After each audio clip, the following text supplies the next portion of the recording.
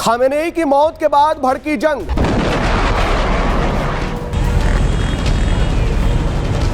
सातवें दिन ईरान की समुद्री ताकत पर बड़ा प्रहार।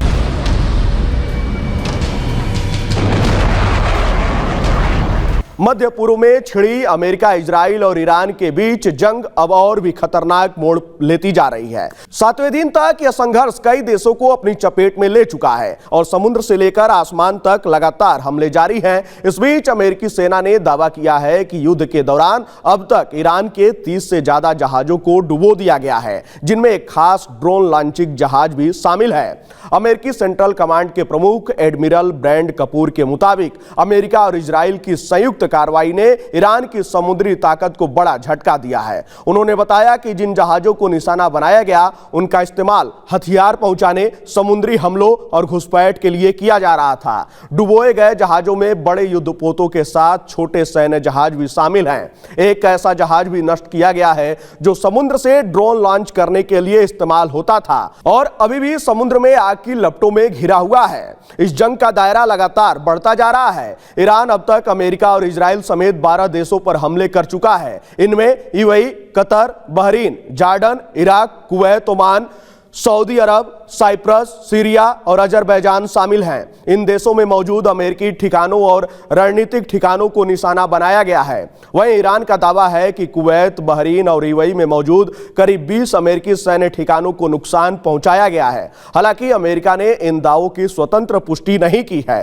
वहीं अमेरिकी सेना के मुताबिक युद्ध के पहले दिन ईरान ने भारी बैलिस्टिक मिसाइल हमले किए थे, लेकिन अब इन हमलों में लगभग 90% की कमी आ गई है। एडमिरल कपूर के अनुसार अमेरिका और इजराइल ने ईरान के मिसाइल लॉन्चिंग ठिकानों, सैन्य अड्डों और सप्लाई लाइनों को लगातार निशाना बनाया है। इन हमलों के कारण ईरान की मिसाइल आपूर्ति काफी प्रभावित हुई है और नई मिसाइलें लाना भी मुश्किल हो गया है। अमेरिकी नौसेना ने समुद्री रास्तों पर भी सख्त निगरानी बढ़ा दी है, जिससे ईरान की सैन्य सप्लाई लाइन लगभग टूट चुकी है। वहीं रिपोर्ट के मुताबिक अब तक ईरान के अंदर करीब 1300 हमले किए जा चुके हैं। इन हमलों में 14 मेडिकल सेंटर भी निशाना बने हैं। कई शहरों में पानी और बिजली की सप्लाई बाधित हो गई है। अमेरिका और इजराइल के हमलों में अब तक 1230 लोगों की मौत होने का दावा किया जा रहा है।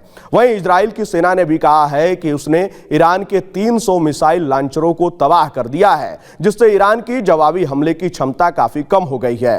अमेरिकी राष्ट्रपति डोनाल्ड ट्रंप ने कहा है कि अमेरिका के पास हथियार और गोला बारूद की कोई कमी नहीं है और ईरान के खिलाफ सैन्य कार्रवाई को और तेज किया जाएगा। हालांकि उन्होंने साफ किया कि अमेरिका ईरान के खिलाफ जमीनी हमला नहीं करेगा।